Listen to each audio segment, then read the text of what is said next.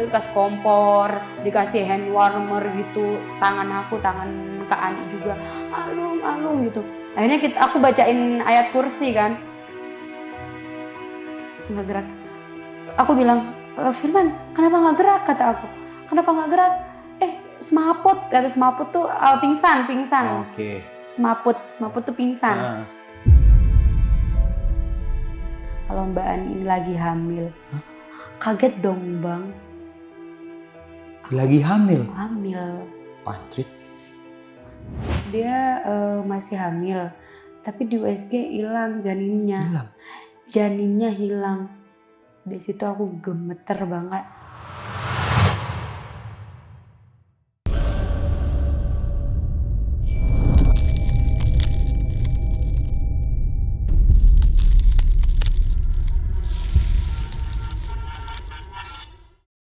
Assalamualaikum warahmatullahi wabarakatuh. Balik lagi nih di Besok Pagi. Kali ini bareng gue Bang Mange, pria gemoy tanpa bahan pengawet.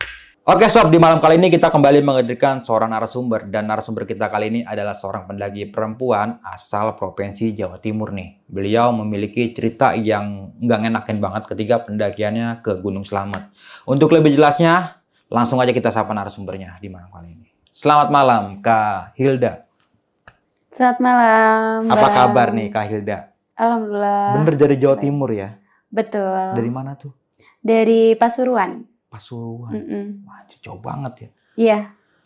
Jauh-jauh datang ke studio Besok Pagi hanya untuk menceritakan pengalaman pendakiannya ini di Gunung Slamet.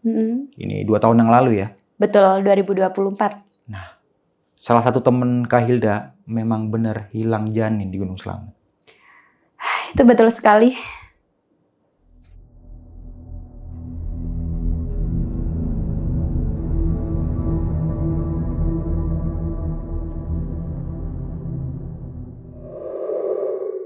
Dan gak cuma itu aja, ternyata temen lu juga ini pernah mengalami mati suri. Pernah ngalamin mati suri, jadi dia 5 tahun nikah, 1 tahun pertama keguguran, setelah keguguran sakit, habis itu mati suri. Oke, gue penasaran nih apa yang bakal lu ceritain nanti ya.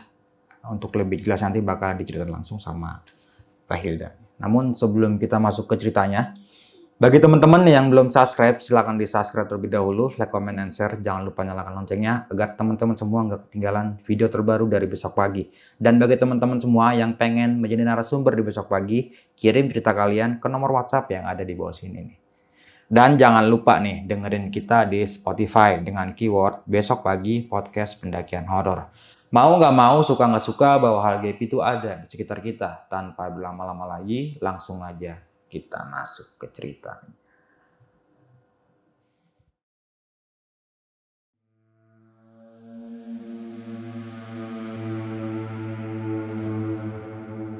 Orongannya jika tidak siap. Oke, Kak Hilda, seperti apa tuh cerita pendakiannya di Gunung Slamet pada saat itu? Silakan. Oke, jadi pada saat itu kejadiannya tahun 2024, tepatnya itu di bulan Juli awal. Nah, itu kejadiannya pada saat aku baru lulus kuliah. Jadi aku waktu itu lulus kuliahnya tahun 2023 akhir di Desember. Desember itu naik beberapa gunung, lalu kemudian di Januari, Februari naik gunung juga, dan kebetulan naik Gunung Slamet di bulan Juli itu adalah orang yang sama yang ngajak aku di bulan Februari. Oke. Nah, pada saat itu kan kesibukan aku lagi ngajar. Terus kemudian pada saat hari Senin kalau nggak salah ya, bilang minggu ini free nggak? Itu ada salah satu teman aku yang bernama Firman. Nah, dia menelpon aku, bilang minggu ini free nggak Hilda gitu. Terus aku bilang kenapa? Ini aku mau ke Gunung Slamet gitu. Berapa orang? Aku bilang gitu. 7 orang, 6 cowok, 1 cewek. Tapi cewek ini tidak diizinin keluarganya kalau tidak ada temen cewek gitu Bang. Oke, ya. Jadi si Firman ini malah nanya ke aku, kamu bisa nggak buat nemenin? Pada saat itu aku juga lagi free juga, akhirnya langsung mengiyakan gitu. Jadi mengiyakan ajakannya, terus kemudian dikasih nomor handphonenya Kak Ani. Oke. Aku udah izin juga sama Kak Aninya. Akhirnya saya coba menghubungi Kak Ani, gimana Kak untuk persiapannya gitu. Dan ternyata betul, dia bilang aku udah izin suami aku. Oh, oke. Dia ternyata udah punya suami. Udah izin suami aku boleh asalkan ada ceweknya gitu Bang. Nah pada saat itu karena aku itu orangnya gak tegaan ya, apalagi yang ngajak itu juga temen aku sendiri, lalu ya aku mau oke Kak gitu, aku temenin kayak gitu. Akhirnya pada saat itu di akhir Juni, nah kita mau naik gunungnya di awal Juli, di awal-awal Juli. Nah pada saat itu kemudian sebelum kita berangkat H-2 kita melakukan kayak video call online gitu, nanyain ada kita buat grup dan lain-lain, udah di prepare juga tentang logistik dan lain-lainnya. Kalau Kak Ayu ini kebetulan dia bayarnya full, jadi untuk logistik sudah ditanggung trip kita gitu. Oh, berarti ini trip? Open trip. Gitu. Open trip yang awalnya ini kata temen aku si Firman, sebelumnya ini adalah private trip. Jadi cuman ada 2 orang aja, tetapi pada saat itu banyak sekali yang minta gabung. Jadi ya udah dijadiin open trip hanya di 8 orang berarti sama aku. Gitu.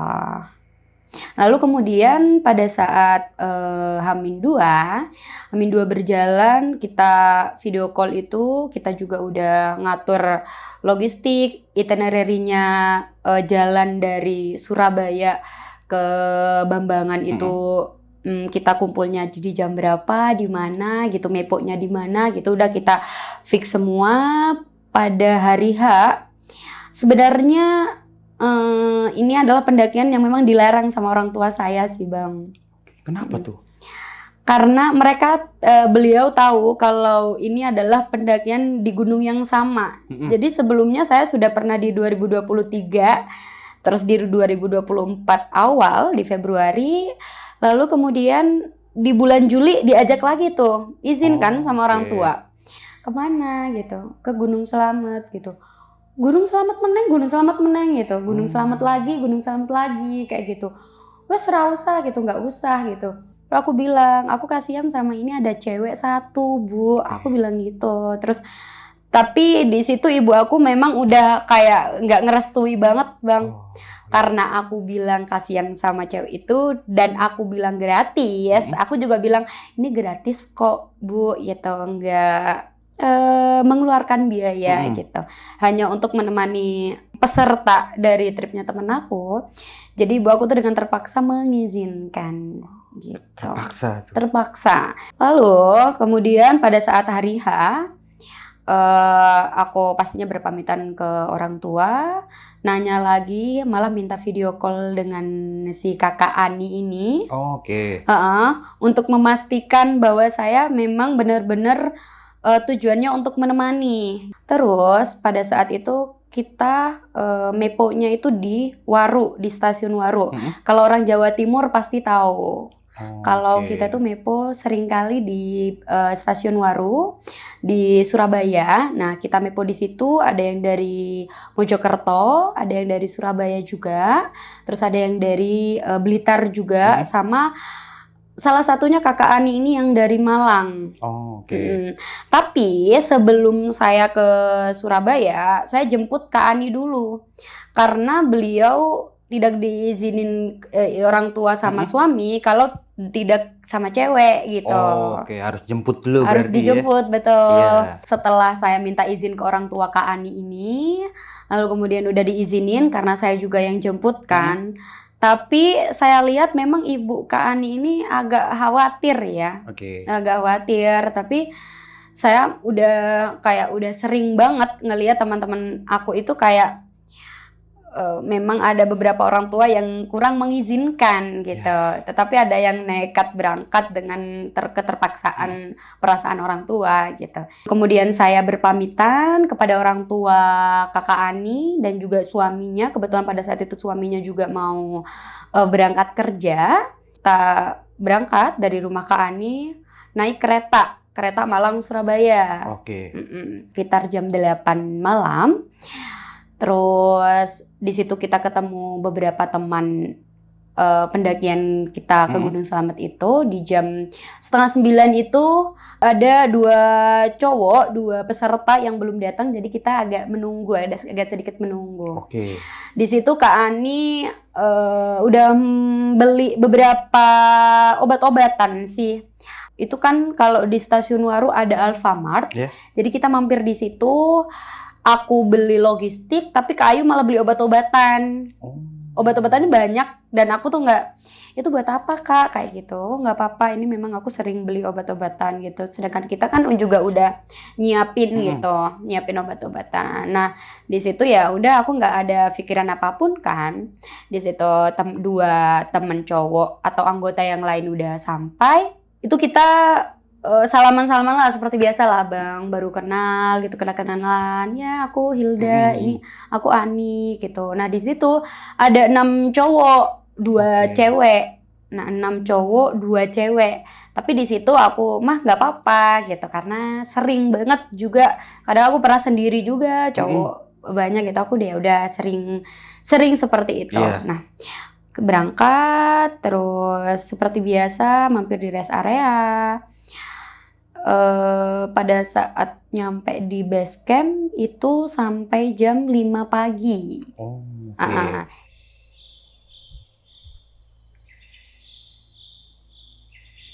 Jam 5 pagi kita istirahat sebentar, terus untuk krunya ngurus administrasi, pendaftaran dan lain-lain. Nah, dan kita itu seperti biasa kalau ke Gunung Slamet pasti diminta yang namanya surat sehat.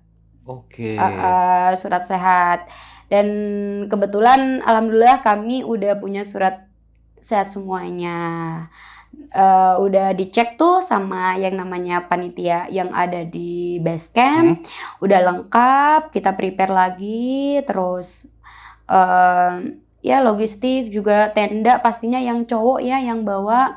Terus jam 8:30 kita udah mau trekking.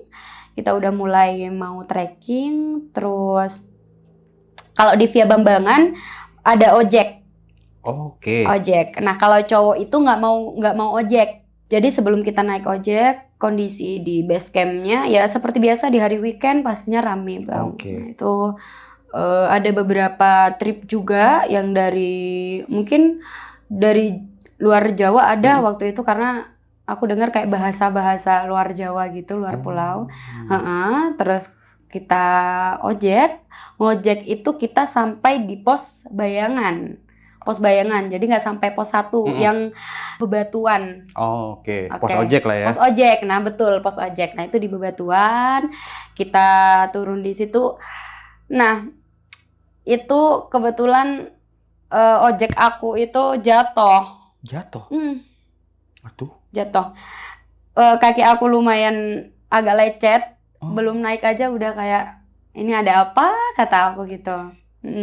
Jadi jatuh, tapi jatuhnya nggak terlalu parah sih Bang. Jadi kayak agak ada jalan sempit karena pada saat itu setelah musim hujan, jadi ada agak jalan sempit banget kayak jalan tikus, hanya 1 ban motor. Nah kayak gitu, tergelincir gitulah istilahnya ya. Di situ jatuh, tapi untungnya cuman lecet dikit sih. Akhirnya ya tinggal dikasih plester aja. Terus kemudian kita ngumpul lagi di pos bayangan, nunggu yang cowok-cowok yang jalan tadi kan, yang peserta yang cowok mereka nggak ojek, jadi mereka jalan kaki, kita tungguin. Akhirnya di situ kita baru berdoa bareng, baru di situ kita nge-trek bareng menuju ke pos 1.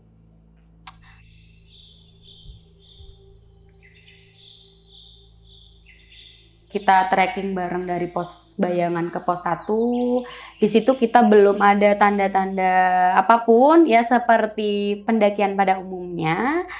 Jadi kita itu di depan ada kru aku, teman aku yang jadi leader, terus di belakang dia itu yang namanya Firman, dia yang bawa logistik sama bawa tenda. Oke.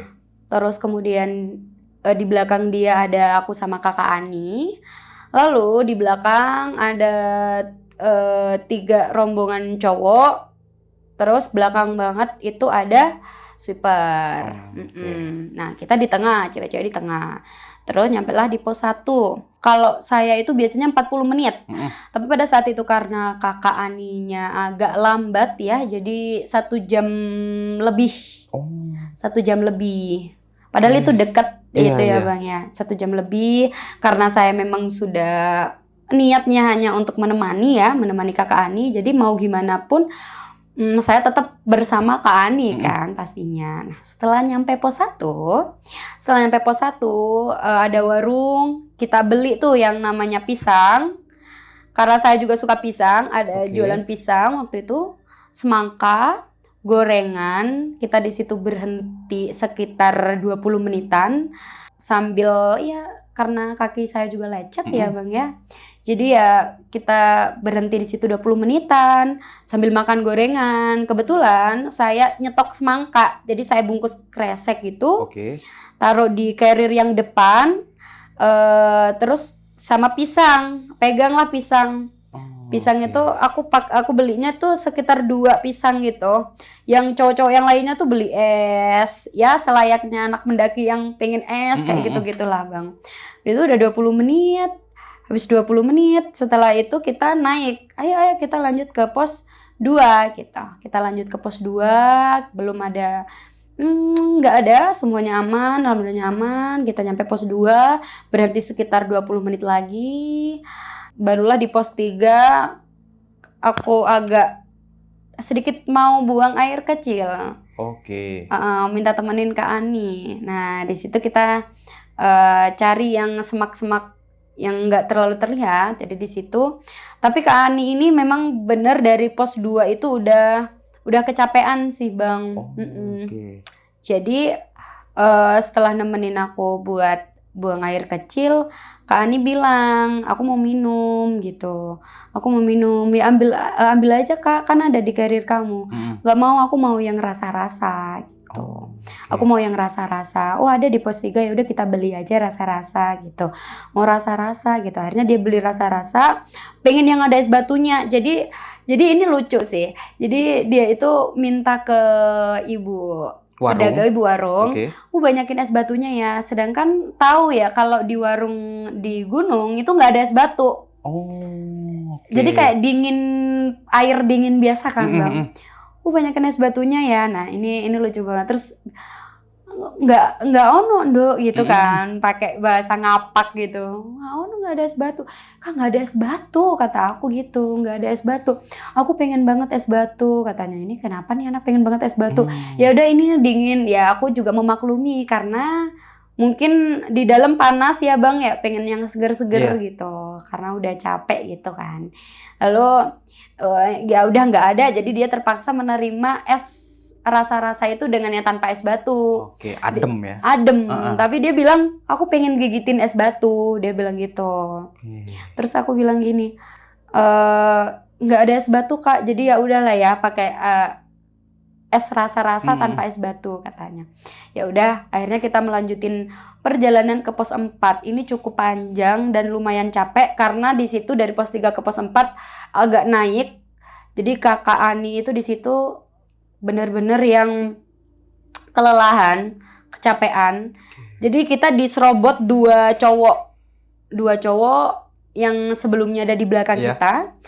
Tungguin kayak gitu. Tapi mereka bilang, udahlah mau ke depan aja, lelet kayak gitu. Tapi itu menurut aku kayak bercanda ya Bang.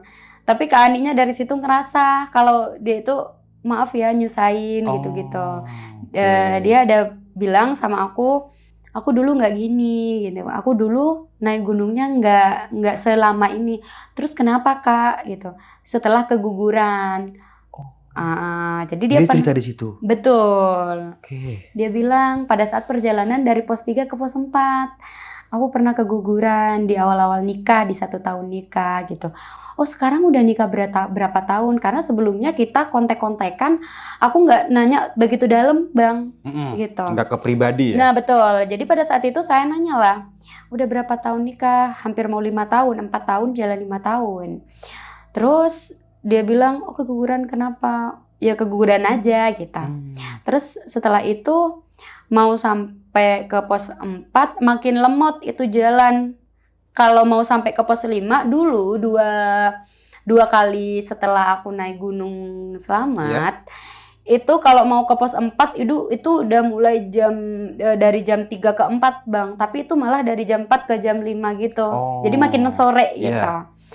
Nah pada saat itu kita berangkat ke pos 4, nyampe ke pos 4, sweeper di belakang udah nggak kelihatan, terus temen yang di belakang kita tinggal 1 kan, berarti peserta itu juga nggak kelihatan.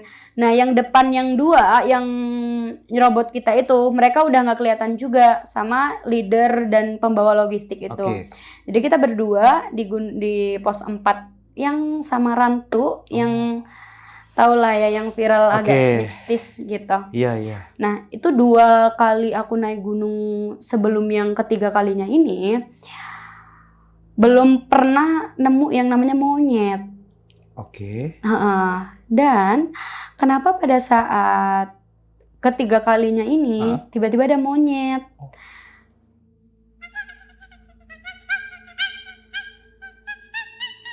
Jadi sebelumnya menurut saya ya 2 kali itu ada di kanan, sekarang pindah ke kiri.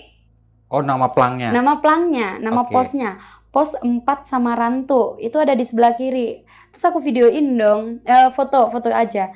Ini kenapa ada di kanan, di kiri gitu. Sebelumnya ada di kanan. Apa udah dipindah, kata aku gitu. Terus tiba-tiba ada monyet datang. Aku paling takut ke monyet bang, takut agresif ngapain gitu. Nah, tapi monyetnya ini anehnya nggak agresif sama sekali. Jadi dia diem doang gini, mematung. Monyet yang kecil, anak kecil gitu, monyet yang kecil gini doang.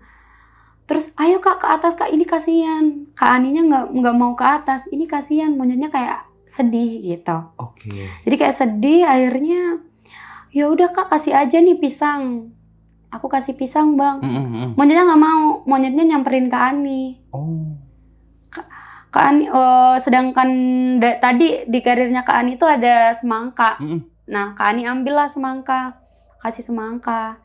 Si monyet itu ngambil itu semangka. Kalau logika orang normal, monyet tuh ngambilnya apa sih bang kalau pisang sama semangka gitu? Pisang ya, meskipun ya ada peluang buat ngambil semangka, tapi peluang lebih gedenya ambilnya yang pisang gitu. Karena makanan favoritnya ya makanan favorit, betul. Terus dia ngambil semangka, ya udah ayo ke atas. Monyetnya udah kayak ngehindar, tapi bener-bener yang monyet itu nggak agresif, kecil kayak anak kecil, kayak anak monyet, dan nggak ada ibunya, nggak ada apanya. Dan aku takutnya tuh karena sebelum itu nggak ada monyet di pos 4 bang, bener-bener nggak ada monyet. 2 kali cuma 1 doang berarti? Cuma 1 doang, biasanya kan monyet gerombolan gitu kalau di gunung ya bang. Aku udah ke atas cari monyet gitu, nggak ada, biasanya kayak gelantungan, nggak ada, bener-bener nggak ada. Kak Aninya juga udah ngasih semangka. Keselnya aku, itu semangka aku bang. Semangka itu favorit aku kalau di gunung. Udah beli, tahu kan bang, semangka di gunung tuh mahalnya. Mahal banget. 1 potong itu bisa 5.000, 6.000. Itu ada 2 dikasih semua lagi, 1 kresek. Ya udahlah kak, kata aku ke Kak Ani, ayo munggah langsung kayak gitu, ayo kita naik kayak gitu.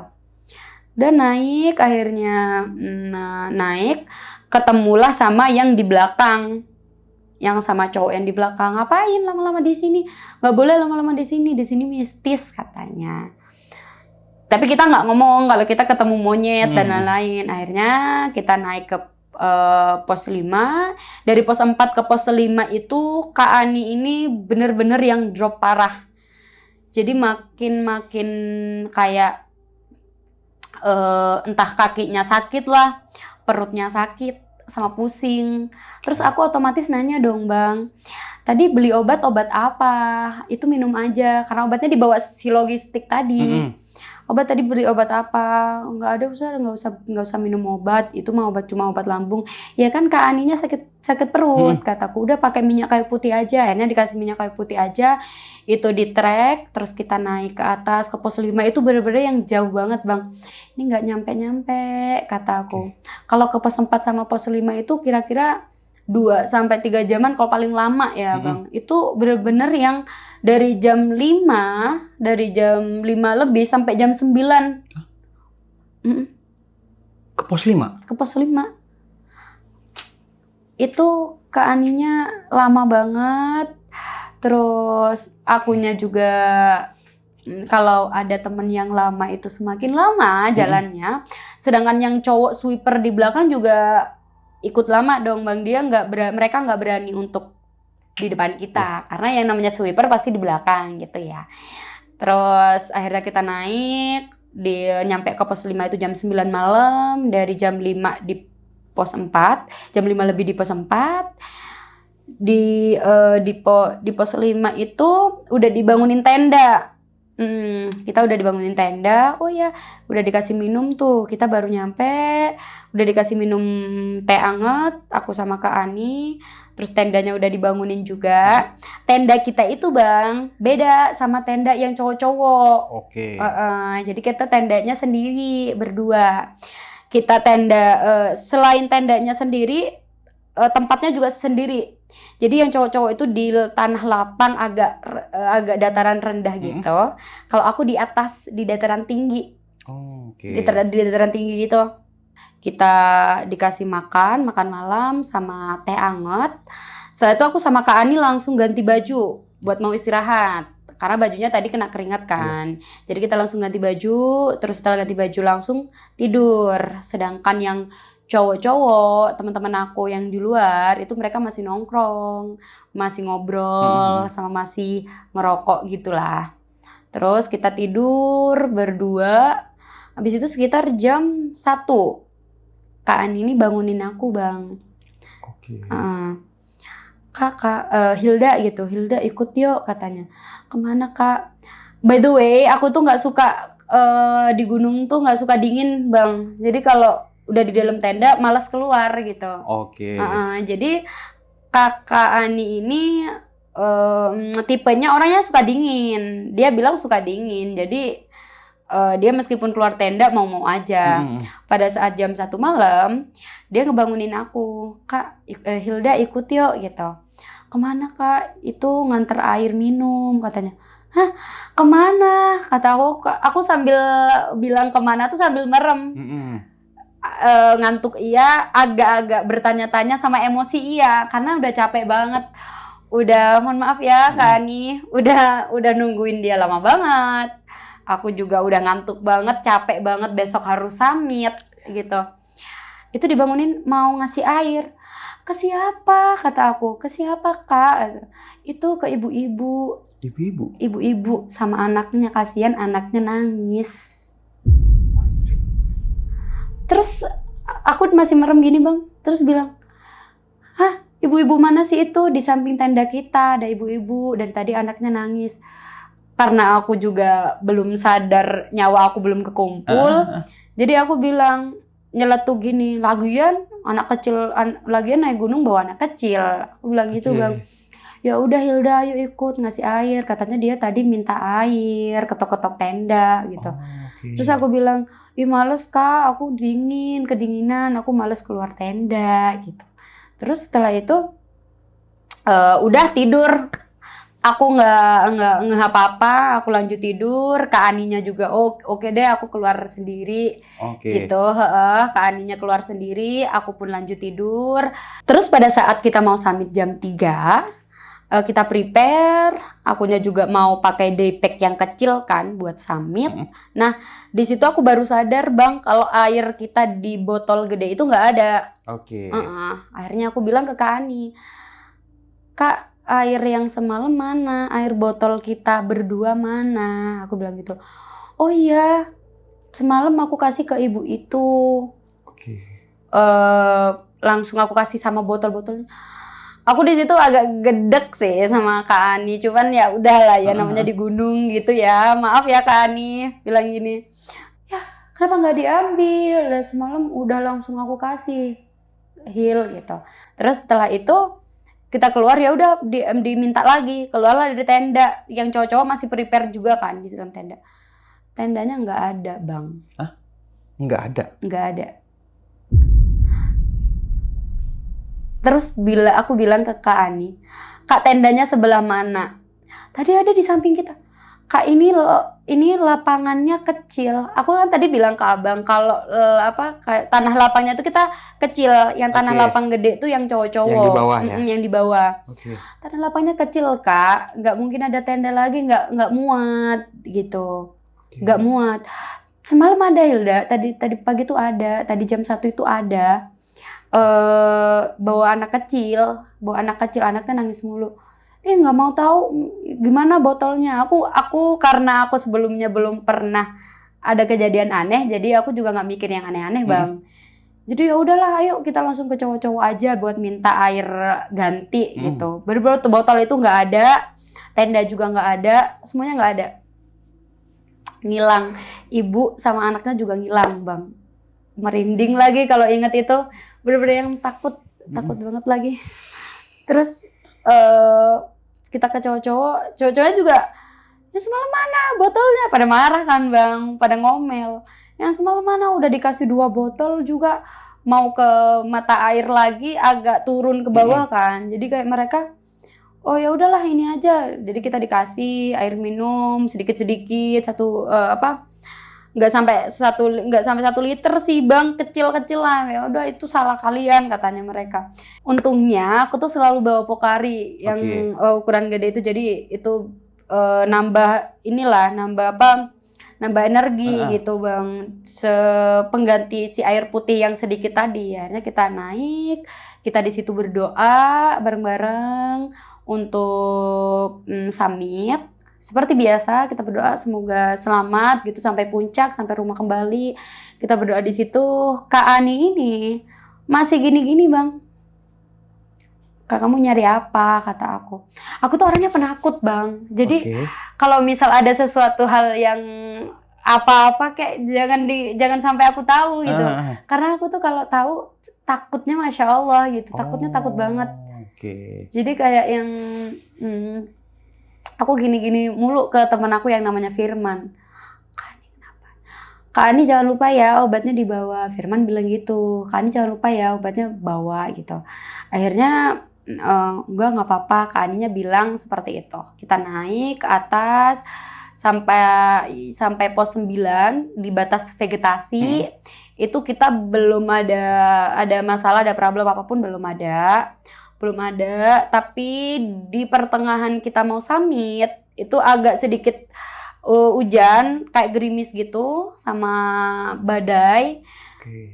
Di situ Kak Aninya agak mulai ke distract lagi sama, nggak tahu ya, Kak Ani tuh awalnya bilang suka dingin, tapi di situ Kak Aninya bilang ini terlalu dingin gitu, terlalu dingin. Akhirnya pada saat itu aku kasih jaket. Jadi aku pakai 2 jaket aku lapisi. Yang dalam itu jaket yang biasa, yang luar aku biasanya pakai windbreaker tuh, jaket yang bulu angsa. Itu aku kasih ke Kak Ani. Nah, udah lumayan tuh Kak Aninya naik ke atas, udah sampai puncak. Di situ makan waktu yang lumayan lama sih Bang. Seharusnya dari batas vegetasi ke puncak itu cepat. Tapi di situ karena Kak Aninya balik lagi karena kemarin memang kondisinya nggak fit, akhirnya kita agak lumayan lama gitu ya. Terus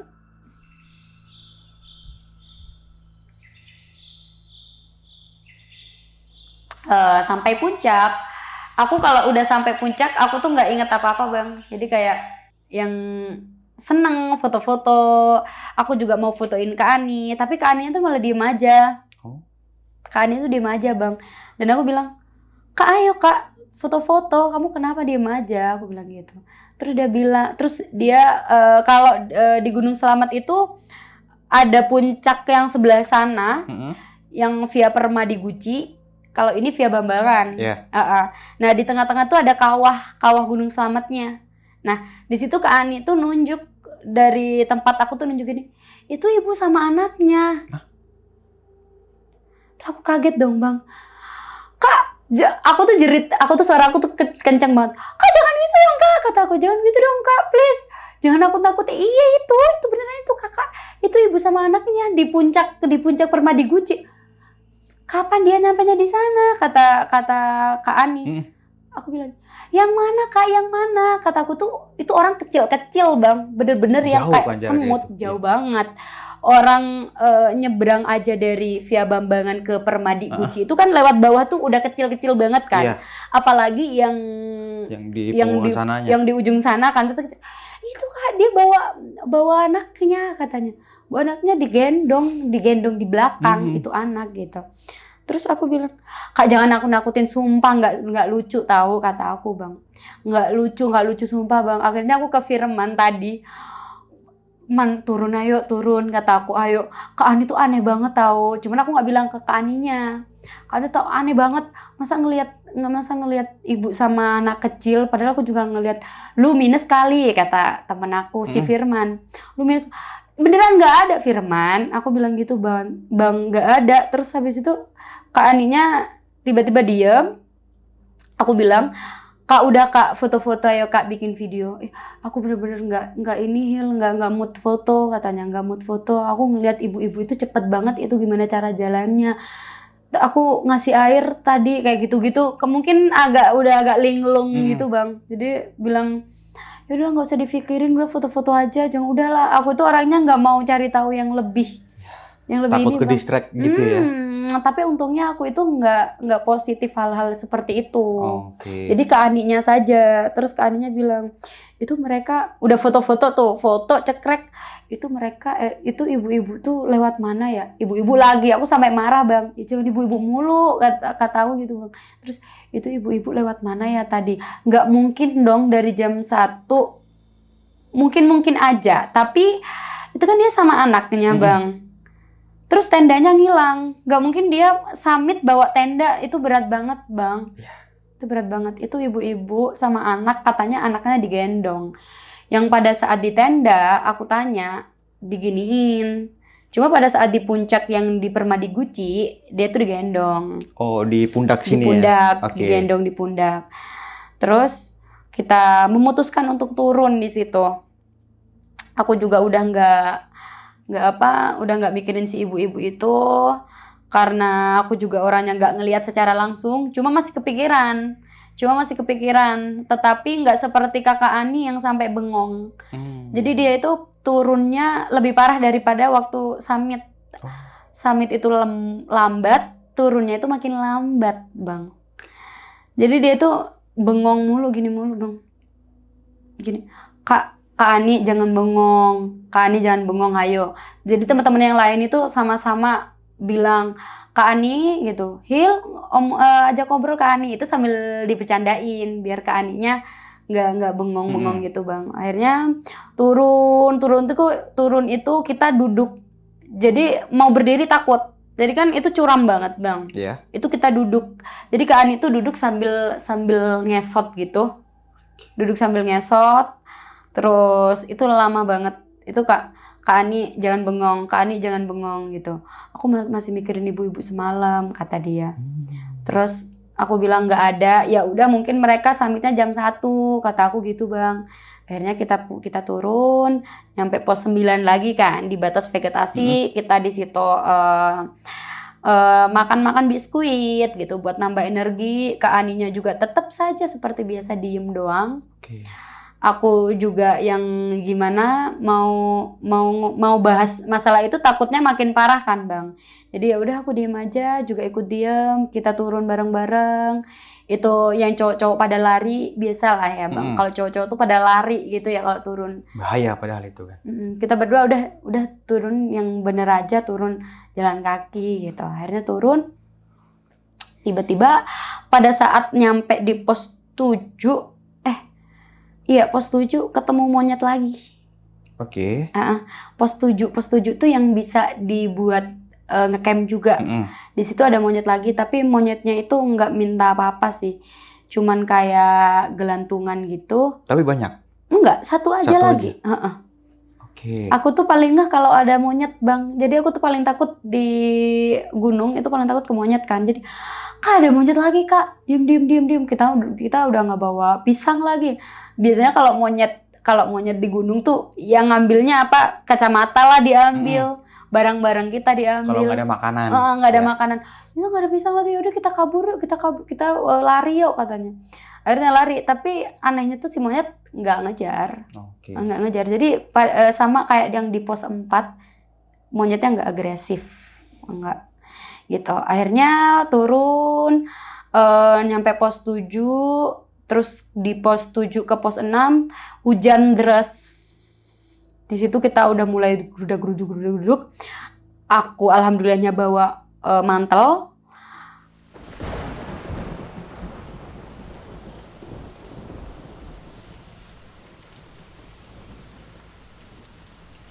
Itu bikin aku sebel banget, kayak mau dipakai sendiri kelihatan egois, mau dipakein Kak Ani nanti akunya juga makin jadi aku ikut sakit gitu. Ya Allah Kak, akhirnya kita neduh kayak di bawah pohon, gimana Kak gitu. Jadi sambil nungguin si hujannya reda, ternyata si sweeper kita yang di belakang tuh bawa mantel, dia yang ngerelain buat si Kak Ani. Jadi ngasih itu mantelnya juga yang atas bawah, bukan yang ponco. Kalau ponco kan segini ya bang, jadi kayak nutupin, itu mantelnya atas bawah. Jadi yang celana dipakai si yang jadi ini sweeper. Jadi yang celana biar celananya nggak basah katanya, karena nggak ada celana lagi kata si sweeper. Atasnya dipakai. Atasnya dipakai si Kak Ani. Nah Kak Ani make, tapi Kak Ani tuh make bener-bener yang di kedinginan bang. Kedinginan yang nggak bisa gerak, jadi dia tuh kaku banget, kaku sambil gitu. Akhirnya sama si sweeper tadi dikasih blanket tuh bang. Nah kayak gitu. Aku diem aja sih, aku kayak aku tuh bukannya marah, cuman kenapa nggak bawa gitu loh bang, kenapa nggak bawa kata aku. Terus akhirnya dikasih itu, nunggu bener-bener yang kayak hujannya agak sedikit reda, turun sambil pakein si itu blanket tuh sama ini mantel. Jadi dia ada 2 lapisan gitu. Ada 2 lapisan itu, turun ke bawah kakinya udah nggak bisa jalan. Jadi digeret gitu sama temen aku. Nah kebetulan yang di sweeper itu kecil, cowoknya kecil. Kak Aninya gede. Terbalik dong. Jadi dia itu digeretnya kakinya sambil ngegelantung, bang. Kak Ani sambil ngegelantung. Habis itu turun, nyampe pos 5. Kak Ani itu udah langsung mau ke tenda. Dia lemes banget. Tangannya juga udah biru semua. Jadi kayak biru putih gitu, bang, pucat. Jadi dia nangis bener-bener yang nangis, mau pulang gitu bang. Dia bener-bener pengen pulang. Aku bingung dong bang, karena aku belum pernah nemuin temen yang kayak gitu, mau pulang gitu. Terus aku di dalam itu cuman berdua kan, dikasih teh hangat dulu. Aku minumin, bibir itu dia mingkem, cuman dia bilang mau pulang. Jadi Kak minum dulu kak gitu. Itu aku bener-bener yang kayak gemeter semuanya, kayak bingung banget. Kak minum kata mau pulang. Iya habis ini pulang kata aku. Terus bilang gini, mau pulang. Terus dia tiba-tiba kayak aku mau tidur dulu. Setelah dia bilang mau pulang, aku tuh tipe orang yang panik, tapi ada kepercayaan gini bang. Alah nanti juga Allah bantu, pasti udah ini gitu. Akhirnya aku ya udahlah kata aku, ini gimana? Akhirnya aku makan sendiri yang dikasih buat makan siang tadi kan. Makan dulu tiba-tiba Kak Ani tuh bilang, "Aku mau tidur." Ya Kak, tidur kan. Tidur, aku makan, pertengahan makan Kak Ani tuh tiba-tiba melek sambil megang itu tenda. Jadi tenda itu diremet. Kak, jadi kan agak narik gitu kan, Bang. Jadi diremet gini. Dia matanya itu kebuka cuman kosong, jadi item-itemnya ke atas. Aku langsung lari bang keluar. Tolong ya apa Re, ya apa, kata aku. Gimana kata. Kenapa gitu, kenapa? Kak Ani tuh gini, Kak Ani tuh tiba-tiba pegang tenda, terus abis itu dia pegang baju, dia pakai sleeping bag, bajunya tuh dia tarik alung gitu. Dan kagetnya lagi, itu bukan suara Kak Ani, itu suara anak kecil bang, bayi. Alung. Dia narik bajunya. Jadi bajunya itu dia kayak kemeja gitu, ada kancingnya gitu. Alung gitu bang. Terus yang lain tuh pada kaget. Bener-bener yang kaget. Yang Firman ini ya kan yang bawa rombongan kita. Dia yang kayak gini. Jangan panik. Yang lain keluar dulu, jangan takut makin sesak gitu. Dia bilang ini sesak nafas kayak gitu. Tapi bukan sesak nafas bang. Alung. Nangis, bener-bener nangis. Jadi dia alung gitu bang. Alung, mau main gitu bang, mau main. Dia nangis, aku jadi sampai ikut nangis bang. Karena aku di sisi lain takut, di sisi lain itu suaranya itu suara anak kecil yang nangis pengen main. Aku sampai kayak ini kenapa? Dan itu pengalaman aku pertama kalinya ngelihat kayak gitu bang. Kalau aku dulu di pondok banyak yang kejadian seperti itu. Tapi kepercayaan aku tuh di pondok mungkin dulu itu bekas gedung apa. Atau di pondok tuh kita memang hidup berdampingan dengan hal-hal seperti itu. Kalau di pondok tuh seperti itu di pesantren. Tapi kalau di gunung sebelum-sebelumnya belum pernah bang. Berarti baru ini ngalamin? Baru ini. Dia alung. Dia nangis bang. Bener-bener yang nangis tuh banyak banget. Alung. Nariknya narik bener kayak anak kecil yang narik baju. Alung. Mau main. Arep main gitu bang. Jadi pakai bahasa Jawa. Arep main gitu. Jadi pada saat dia narik baju, kita mau tarik kan bang. Tuh tangannya tuh narik bajunya tuh kenceng banget kayak anak kecil yang nggak mau dilepas. Kita tarik kaku banget, kaku yang bener-bener kaku gini. Terus si Abu nih bilang, karena marahlah ke si Firman, karena Firman bilang suruh kasih minum mulu. Orang ini bukan perkara haus atau perkara apa, ini mah agak lain katanya, agak lain. Terus bilang lah si Abu, peluk Hilda, coba dipeluk. Terus kamu bacain ayat kursi. Orang udah takut, aku di luar bang, bener-bener yang nongol kepala doang di tenda, karena aku penakut. Udah takut, disuruh meluk. Akhirnya daripada kita nggak selesai masalah ini, akhirnya aku peluk. Dia tetap alung, makin banjir, makin nangis lah dia bang. Alung, mau main gitu bang. Jadi kayak, yuk anjir ini gimana kata aku. Anjir udah aku peluk tuh, terus di dalam tuh dikasih kompor. Karena selain itu dia juga bilang, Kak Aninya bilang juga kedinginan kan. Itu dikasih kompor, dikasih hand warmer gitu. Tangan Kak Ani juga alung gitu. Akhirnya aku bacain ayat kursi kan. Dengan pedenya aku. Mungkin ya Allah tolong ya Allah kayak gitu. Akhirnya dia tiba-tiba gak gerak. Aku bilang, Firman kenapa gak gerak kata aku. Kenapa gak gerak? Semaput tuh pingsan. Semaput tuh pingsan. Semaput begini. Kak Ani kataku. Akhirnya sama si Firman dikasih minyak kayu putih, diginiin ke hidungnya. Akhirnya waktu diginiin ke hidungnya itu bang, jadi kayak narik nafas gitu kan, biasa kayak orang pingsan terus sadar itu. Nangis lagi, mau pulang gitu. Ya kak, abis ini pulang. Kakak kenapa? Mau pulang, anak kecil. Akhirnya aku, ya Allah ini harus pulang, ini nggak bisa, aku mau pulang, kata aku gitu bang. Akhirnya di situ Kak Aninya disuruh duduk dulu sama mereka tuh, disuruh duduk dulu. Aku di luar sih bang, aku keluar lagi karena aku tuh masih takut banget gitu loh bang. Jadi aku keluar tenda. Kak Aninya disuruh duduk, entah diapain sama mereka. dikasih makan, dikasih minum obat, akhirnya udah agak enakan, kayak 30 menitan gitu. Kak Aninya udah merasa agak enakan. Gimana Kak, udah bisa turun?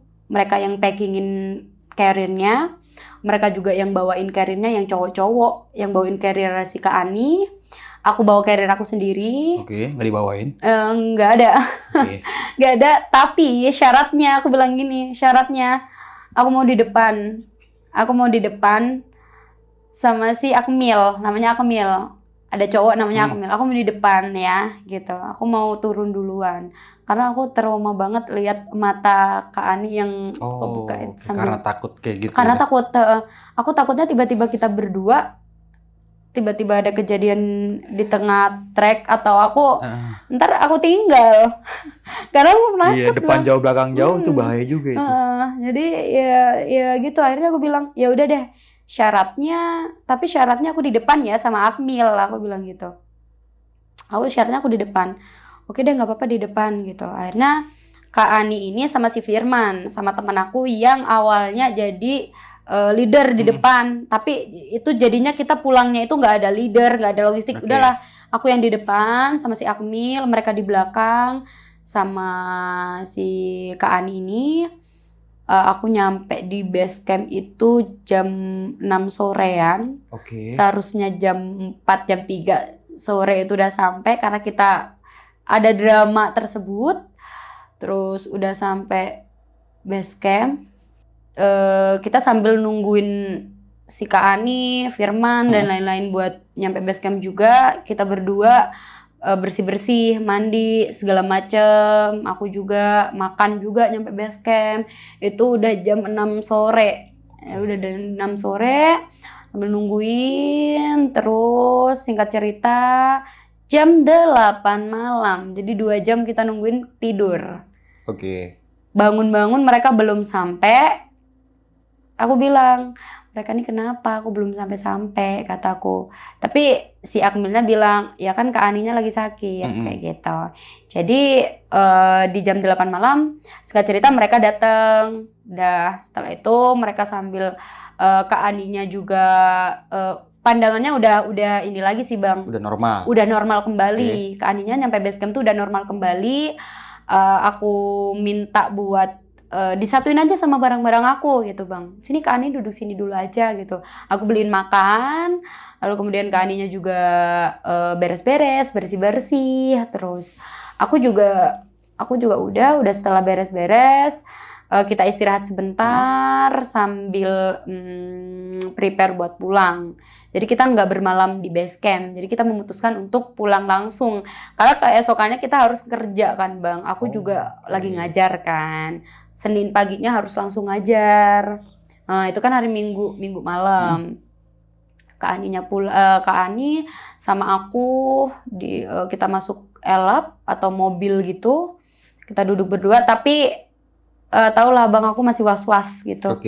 Aku penakut banget, jadi kayak jarang ngobrol berarti? Jarang ngobrol, aku diem doang karena takut banget Bang. Jadi di dalam mobil tuh malah aku kepengennya itu nggak duduk sama Kak Ani, tapi takutnya perasaan gitu. Jadi tetap menghargai. Akhirnya kita tetap pulangnya tetap duduk berdua sama Kak Ani di belakang supir. Nah. Pulang nyampe rest area, pastinya kita berhenti di tol gitu. Kak Aninya itu nggak mau cerita waktu pulangnya itu kenapa nggak mau. Jadi aku tanya Bang, kamu gimana Kak sama mereka, kok lama, tadi nyampenya jam 8 malam, aku gitu. Nggak apa-apa kok, mereka baik, kayak gitu aja. Terus ya udah aku nggak nanya lebih lanjut. Karena ya takutnya ini ya Bang, takutnya ini sama Kak Ani. Akhirnya pulang, singkat cerita kita pulang, nyampe di Waru itu Kak Ani itu pulang sendiri, naik kereta ke rumahnya. Aku juga pulang berdua sama si Akmil ke rumah aku, naik kereta juga dari Surabaya. Terus yang lain juga udah pada ini apa namanya? Perpisahan kan, salam-salaman gitu. Oke, sehat-sehat ya, kayak gitu-gitu. Terus pulang 3 hari kemudian Kak Ani ngontek aku. Oke. Ngontek aku minta foto. Kan fotonya pakai Oh, HP aku bang di puncak. Kontak aku minta foto. Lalu bilang aku sakit Hilda gitu. sakit. Sakit. Sakitnya kenapa kak? Badan aku tuh panas agak kaku. Oke. Terus aku bilang udah ke dokter belum sudah katanya gitu. Terus abis itu di 3 hari setelah itu berarti seminggu setelah pendakian kan. Aku sama si Akmil berniat untuk main ke rumah Kak Ani. Oke. Kita Jengukin. jengukin. Ya. Nah, jengukin karena memang di pendakian itu kita udah dekat banget gitu, Bang. Deket banget sih. Terus aku juga sama ibunya sebelum berangkat juga udah kenal banget sama ibunya. Ibunya nitipin ke aku, nggak enak dong Kak Aninya pulang dari pendakian sakit. Kita diemin Ya. aja, nggak jengukin. Akhirnya aku sama Akmil itu berniat untuk jengukin si Kak Ani. Nah, jengukin Kak Ani, di situ ibunya minta ngobrol sama aku, Bang. Oke. Ibunya Kak Ani. Ibunya Kak Ani bilang gini, "Dok," gitu. "Iya, iya Bu, kenapa?" kata aku gitu. Semen weruh nggak? Kamu tahu nggak gitu? Kamu tahu nggak kalau Mbak Ani gitu? Kalau Mbak Ani ini lagi hamil. Hah? Kaget dong, Bang. Lagi hamil. Hamil. Anjrit. Si anjir kata aku Bang, aku di dalam hati aku anjir lah kata lagi hamil. Sedangkan kita itu di trip kita selama bertahun-tahun kita selalu bilang kalau lagi hamil jangan ikut gitu. Aku kira cuman perkara head itu kadang banyak banget loh Bang kayak yang langgar gitu. Oke. Tapi itu menurut aku lebih ekstrim aja nggak sih Bang kalau hamil? Itu bener-bener yang kayak aku kaget. Bu, kok sampean? Aku bilang kok ibu nggak bilang ke aku gitu. Kirain sampean wes ngerti Dok. Kirain kamu udah tahu. Sebelum berangkat tuh ya. Kirain udah tahu sebelum berangkat. Kirain udah tahu. Hah? Lagi hamil? Kata aku Bang, lagi hamil. Terus iya, terus kemarin dia masih hamil. Tapi di USG hilang janinnya. Hilang. Janinnya hilang. Di situ aku gemeter banget. Anjir. Ya Allah kata aku Bang. Allahu Akbar. Aku di situ diem doang. Kak Aninya di ruang tamu. Aku di belakang ke dapur sama ibunya. Bu, sing serius toh Bu. Aku bilang gitu. Yang serius Bu, yang serius. Iya Nduk, makanya ini suami takut suaminya marah. Pada saat itu suaminya nggak tahu kalau udah kejadian hilang janin. Terus lanjut cerita, ibunya cerita kemarin aku lagi habis ke dukun. Oke. Habis ke dukun. Setelah dari USG hilang, di tespek masih garis 2. Di tespek masih garis 2. Dan pada saat ke dukun, dia karena kita itu masih kejawen ya Bang ya, kita masih percaya tentang perdukunan. Jadi ibunya si Kak Ani ini pergi ke dukun sama Kak Ani. Ditanya lah, diperiksa lah sama si dukun yang ada di Kota Malang. Oke. Terus katanya gimana Ibu? Aku penasaran sama agak ketakutan juga Bang, karena aku yang bawa kan. Jadi katanya diambil seseorang yang bukan manusia gitu. Diambil makhluk yang bukan manusia di gunung. Oke. Itu ibunya Kak Ani itu nangis Bang, karena ibunya Kak Ani itu bilang padahal saya itu mengharapkan itu cucu, karena itu cucu pertama kan Bang. Pasti pengen banget itu. Udah lama. Iya, ditunggu-tunggu kan. Udah ditunggu-tunggu. Terus bilang sama si dukunnya itu dikasih minuman, pengen ngebalikin Bang. Ini bisa dibalikin katanya. Jadi selama seminggu itu Kak Aninya nggak ada kabar sama aku, cuman bilangnya sakit, kaku, badan aku sering kram kaku gitu Bang. Terus bilang gini, terus gimana kata dukunnya Bu? Ini si Aninya, si Mbak Ani dikasih minuman. Untuk di 3 hari kemudian disuruh USG lagi. Insya Allah balik. Nggak balik Bang. Nggak ada. Ya udah nggak ada. Udah nggak ada. Berarti setelah 3 hari minum itu nggak ada juga Nggak janinnya? ada. Sampai pas aku kesana, yang kaget dikasih tahu sama ibunya itu. Berarti hilang. Kalau terus aku bilang keguguran kali Bu kan gitu. Enggak, si Aninya bilang nggak ada darah keluar atau apa. Oke. Tuh. Terus aku bilang ke Kak Ani juga, akhirnya aku nanya ke Kak Ani, Kak kok kamu nggak bilang kalau kamu tuh lagi hamil, harusnya kamu tuh lebih sayang sama kesehatan bayi janin kamu. Kayak ketimbang ngikutin nafsu buat naik gunung ya. Ternyata dia bilang, karena pengen banget sebelum nanti punya anak. Sebelum nanti lahir makin gede makin nggak boleh kan. Di situ aku nanya sih Bang, usianya masih 12 minggu. 12 minggu? Terus kata si dukunnya, justru kalau di bawah 15 minggu itu gampang diambil. Rawan itu. Rawan. Jangankan ke gunung Bang, jadi di... Kecapean sedikit aja bisa hilang. Enggak, di rumah aku itu ini Bang, kita itu kalau hamil dilarang ke pasar. Iya. Takut ada yang mau ngambil janin kita. Buat orang yang belum punya anak, lewat-lewat ilmu-ilmu seperti itu. Nah, takut. Kalau di sana masih yakin seperti itu, masih percaya ya? Masih percaya. Oke. Jadi itu suaminya belum tahu. Akhirnya saya ngasih saran buat ngasih tahu suaminya. Dia nangis mulu sih Bang. Pastilah. Dan ketika aku tahu cerita itu dari ibunya Kak Ani, aku sempat ngobrol sama keluarga aku. Aku kan selalu curhat ya sama ibu aku Bang. Dan kebetulan juga sama ibu aku, keluarga aku juga kejawen. Pada saat aku kasih tahu waktu di Gunung Selamet ngelihat monyet, bayi monyet, bukan monyet yang gede Bang, bayi. Masih kecil ya? Masih kecil, bayi monyet sama ibu-ibu yang gendong anak. Nah, itu aku nanya sama kakek aku. Jadi setelah cerita ke ibu aku, coba dia tanya ke kakek gitu, ke mbah gitu.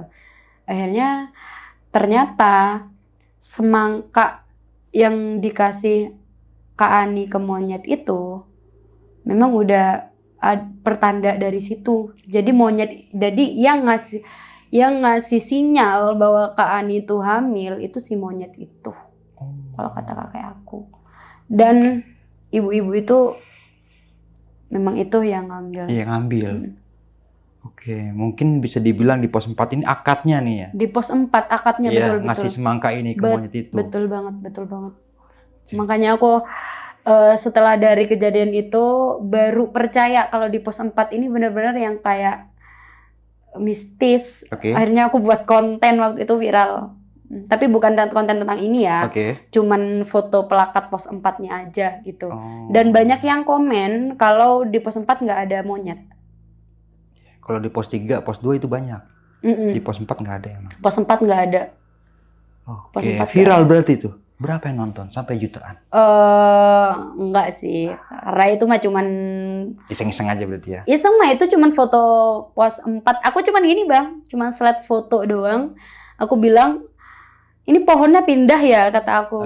Terus gimana tuh? Banyak komen nggak? Banyak. Gimana reaksinya?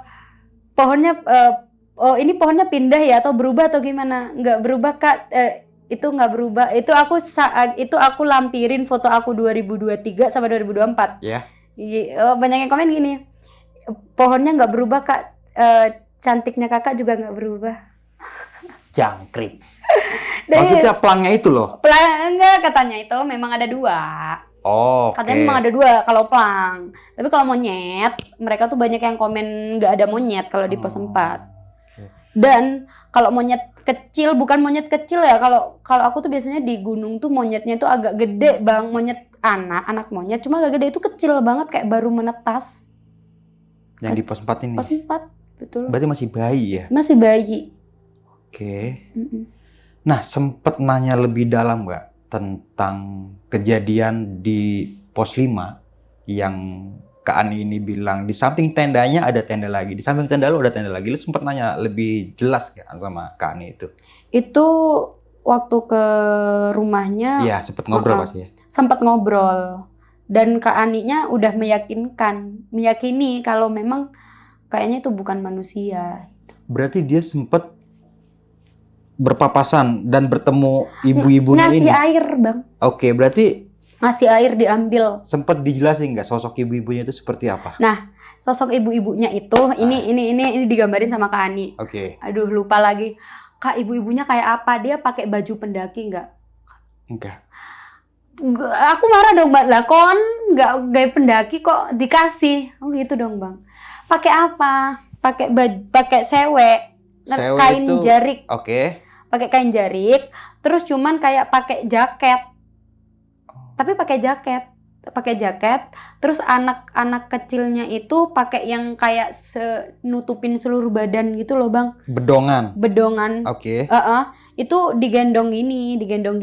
Tapi digendongnya tuh nggak pakai gendongan gitu, digendong gini doang. Digendong tangan gini. Bukan bedongan. Gendongan bukan. kain. Itu nggak pakai, Bang. Nggak pakai. Itu kayak anak bayi yang mau tidur pakai baju tidur yang ketutup kakinya. Oke. Bukan bedong ya, ketutup kakinya semuanya, ketutup semuanya. Nah, itu cuma pakai itu digendong. Jadi kakinya tuh di sini bukan gendong gini ya, cuma digendong gini doang. Nah, aku bilang minta airnya gimana? Anaknya nangis mulu, terus ketok-ketok tenda. Minta air. Iya. Minta air Kak, ini anak saya nangis mulu gitu. Lah anaknya umur berapa kok diminumin air? Itu anaknya kayaknya 3 bulanan. 3 bulan? 3 bulan mah nggak bisa duduk dong, nggak bisa diginin, pastinya digendong gini dong, kata aku. Oke. Tapi aku kurang tahu jelasnya seperti apa. Kak Aninya bilangnya seperti itu. Sosok ibu-ibu itu bilang 3 bulan? 3 bulan, kalau bilangnya enggak, tapi Kak Aninya membayangkan melihat itu sekitar 3 bulan. Cocok nggak sama usia kandungannya yang tadi bilang 12 minggu itu? Betul, 12 minggu 3 bulan. Kalau di kedokteran kan hitungannya kan per minggu. Iya, benar. Kalau orang-orang kita kan 3 bulan, sebulan 3 gitu. bulan. 3 bulan 12 minggu, benar. Masuk nggak tuh? Masuk. Apakah mungkin anak bayi yang digendong sama ibu-ibu ini adalah anaknya Kani? Dan, aduh gemeter lah ingat lagi. Dan ini sih Bang, apa? Alung-alung. Nah, kata si dukun itu, Nurul. Ingat nggak Bang, tadi aku bilang Kak Ani itu keguguran di tahun pertama nikah. Yeah. Nah, Kak Ani itu keguguran di kamar mandi. Dia jadi BAB dulu tuh, keguguran. Itu udah nggak diinget lagi. Kalau orang Jawa itu diinget Bang, jadi dikubur, diinget, disebut namanya. Nah, itu dilupain. Oke, paham. Nah, itu dilupain. Walaupun belum keluar tapi sudah tidak ada, seharusnya dibuat layak lah. Tapi itu enggak. Itu Kak Aninya sendiri cerita sama aku, dilupain, disiram ke kloset. Dibuang. Nggak diambil terus dimakamin gitu? Nggak ada. Itu kata dukunnya Nurul gitu. Kayak Alung mau main. Jadi si janin yang dulu ngajak main anak yang dikandungnya. Sedangkan anak yang dikandung udah dibawa si ibu-ibu. Sempet narik baju ya. Sempet narik baju. Alung mau main, ayo main, Alung mau main gitu. Nah, Nurul itu yang udah meninggoy. Ya Allah sorry, udah nggak ada. Gugur, berarti dinamakan Nurul. Sama Kani juga. Betul, dinamain Nurul. Oke. Alung gitu, Alung mau main. Lupa lagi minta permen. Jadi waktu di tenda dia bilang Alung mau main, Alung mau permen. Kita nggak bawa permen Bang, kita bawanya madu. Dia kasih madu. Alung mau permen gitu. Halo sob, sebelum lanjut ke video, gue mau kasih tahu nih bagi teman-teman semua yang mempunyai cerita horor, kalian bisa langsung aja kirim cerita kalian ke Instagram kita, yaitu dengan keywordnya besokpagi.edv atau ke email besokpagi.ch@gmail.com. Tunggu apa lagi? Langsung aja kirim cerita kalian segera. Nah, sempet nanya nggak sama teman-teman yang lain tentang Ani ini setelah turun itu kenapa lama itu? Atau mungkin setelah pendakian itu sempat nanya-nanya sama teman-teman yang lain? Pada saat di rest area. Ya. Pada saat di rest area, aku nanya sama si Firman. Kan dia yang dekat sama aku juga. Terus aku nanya sih kenapa Bisa selama itu? Bisa selama itu. Sampai malam ternyata kakinya si Kak Ani itu kaku. Okay. Kalau menurut aku sih udah biasa ya kalau pendaki kayak gitu. Tapi kalau untuk hal-hal yang kayak tadi berbau mistis nggak ada katanya sih. Aman berarti ya? Aman. Oke, berarti cuma mungkin karena kelelahan dan kecapean. Karena kecapean. Soalnya pada saat sampai di base camp, Kak Ani ini pandangannya udah kembali semula. Normal. Soalnya waktu turun dari puncak ke camp itu yang nggak normal Bang. Jadi kayak diem doang. Turun diem doang, dan turunnya itu dia kayak yang turun kaki yang nggak napak, kaki kaku gitu loh Bang. Kayak gitu. Puncak Pia Permadi Guci kan nggak mungkin dong orang bisa jelas ngelihat kalau anak ibu-ibu gendong anak dari puncak Bambangan ya. Terkecuali kalau kita ngeliat ke kawah kan ada sempat puncak Surono ya kan? Betul, puncak Surono. Kalau misalkan itu kelihatan kan? Kalau misalkan di sebelah sana berarti kan nggak kelihatan. Emang lu sendiri ngeliat nggak itu pada saat itu? Gue nggak ngeliat sama sekali Bang. Nggak ngeliat. Oke. Jangankan ke puncak yang sana, orang yang nyebrang buat ke sana ke kawah, itu aku udah nggak ngeliat, nggak ngeh itu orang atau semut atau batu, karena karena jadi kecil banget kan, jauh banget. Nah itu si Kak Aninya itu bener-bener yang itu ibu itu sama anaknya jadi digendong begini, dan digendong itu belakang, dan itu aku baru nanya sih Bang, nah kenapa di puncak jadinya digendong di belakang? Kalau umur 3 bulan nggak bisa dong digendong di belakang gitu. Ya aku nggak tahu katanya. Nggak tahu. Tiba-tiba dia di sana bawa tas nggak bawa carrier. Sempet nanya sama kakek nggak? Sempet nanya kakek itu ya tadi terkait monyet aja.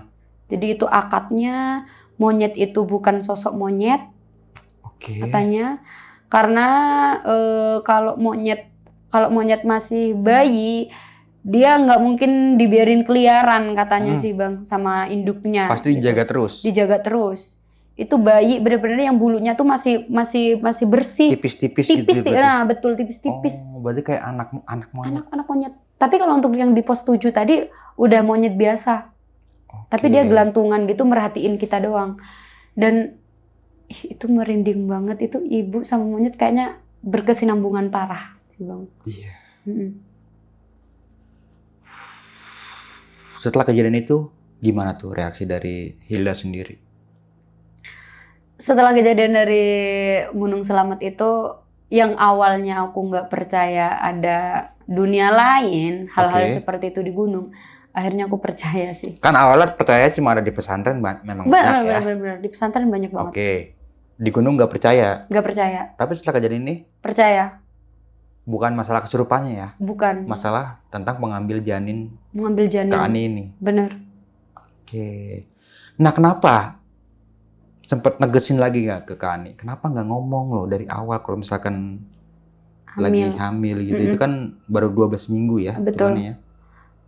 Pastinya negesin lah Bang. Aku nanya, Kak kok nggak ngomong? Tapi aku dengan bahasa aku yang lebih muda sama dia.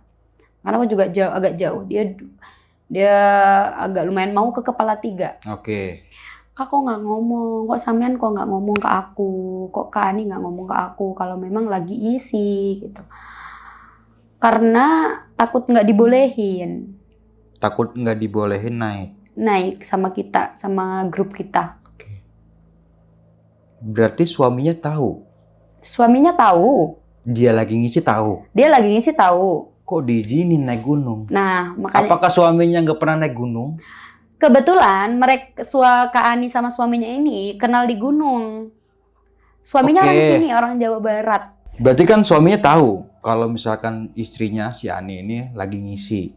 Tahu Dan dong. kenapa diizinin buat naik gunung? Nah itu dia, si Akmil, si temen aku ini marahnya sih ke suaminya pastinya. Dan si Akmil ini juga bilang ke Kak Ani nggak perlu takut ke suaminya katanya. Dia yang ngizinin kayak ya selayaknya cowok yang gemes, kayak kenapa diizinin kayak gitu lah bang. Kenapa diizinin kayak gitu. Alasannya apa tuh? Kalau kata Kak Aninya sih aku yang maksa. Oh, Kalau berarti sebelum gede kata Kak Ani. Karena kalau gede tuh bisa-bisa sebelum ketahuan pihak Basecamp, kitanya sendiri yang bawa trip juga bakal nolak kan bang pastinya. pasti. Kalau misalkan tahu dari awal kalau Tahu dia dari lagi awal. ngisi pasti nggak bakal diizinin. Mm-mm. Ya kan sabar sedikit lah. Setelah hamil, Melahirkan. anak yang melahirkan keluar setahun 2 tahun sudah selesai menyusui, Yes. udah MPASI, Mm-mm. naik gunung. Mm-mm. Seberapa lamanya sih nungguin? Nungguin Ketimbang nungguin yang sangat lagi. ditunggu-tunggu ya. Sekarang ditunggu-tunggu lagi. Ini cucu pertamanya Cucu dan pertama. gagal. Sudah 2 kali berarti itu. Dua kali. Anjir. Itu udah Dan 2 ini kali. ada berkesinambungannya dengan sosok Hmm. yang di pos 4 juga ya, yang ibu-ibu juga itu. Kebetulan pada saat naik gunung aku juga menstruasi bang. Oke. Aku kira dari aku, kakek aku tuh nanya wetonnya Kak Ani, ternyata dia memang tulang wangi. Oh. Mm-mm. Oke. Jadi memang kalau untuk hamil atau janin kayak gitu rentan diambil gitu, Gampang ya. gampang. Masih belum ada ininya banget gitu. Apalagi kan pas sudah dipastikan ke dokter di USG lagi dan hilang, benar-benar hilang. Bener-bener hilang. Hilangnya tidak ada. Mungkin yang pertama karena keguguran ya. Dan yang kedua ini hilang gitu aja. Nah, si dokternya bilang gini, Bang, kalau memang keguguran, itu nggak semuanya habis. Ada daging atau darah sisa buat dikiret kan, Iya. buat dibersihin. Heeh. Itu mau dibersihin apa? Orang nggak ada. Nggak ada apa-apa. Nggak ada apa-apanya. Oh, nggak ada. Sampai dikasih tahu USG yang sebelum naik gunung sama setelah naik gunung. Jadi sebelum naik gunung tuh udah USG. Ada. Tapi itu nggak ada, bener-bener hilang. Dan ini maksudnya ini memang bener-bener ini ya, kayak sudah direncanakan gitu. Dari mulai anak yang pertama yang keguguran sampai yang kedua ini ada kaitannya. Dari mulai 12 minggu, 3 bulan, dan itu sama. Bener. Sosok ibu-ibunya juga gitu. Setelah penjagaan itu, Ani naik gunung lagi nggak tuh? Nah, Apa mungkin dilarang sudah habis-habisan? udah nggak ada, udah nggak naik gunung lagi. Udah mungkin cukup itu aja ya. Jadi belajar dari pengalaman aja. Iya. Supaya ke depannya nggak kayak gitu lagi. Betul. Jangan maksa gitu ya kan. Nyawa itu lebih penting daripada naik gunung. Bener. Dan aku, kalau abang tadi nanyanya percaya nggak sama hal mistis, hal kayak gitu di gunung ya.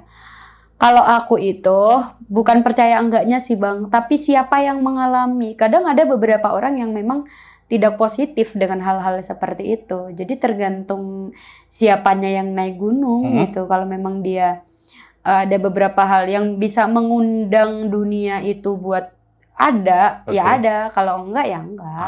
Aman. Contohnya 2-3 kali selamat. 2-3 kali selamat. Dan ini yang paling aneh. Yang ketiganya ya. Berarti sebelum-sebelumnya kedua kalinya Gunung Selamat aman, nggak ada apa-apa. Aman, sentosa, rame banget kayak pasar. Oke, di pos 4 gimana? Di pos 4 itu malah kita itu duduk-duduk makan. Katanya nggak boleh lama-lama. Waktu aku pendakian kedua kita malah duduk-duduk makan. Dan itu nggak ada apa-apa bang, nggak ada monyet, nggak ada apa-apa. Soalnya pos 4 itu benar-benar literally nggak ada lapangan luas, nggak ada. Cuman kita lewatin doang kan. Iya, cuma pohon tumbang aja kan. Pohon tumbang buat duduk. Cuma Buat biasanya. itu aja kan.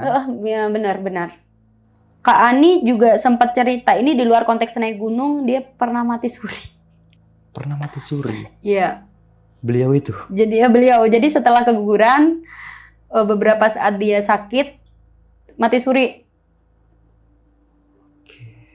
Jadi mungkin memang kehidupannya kali ya bang. Iya.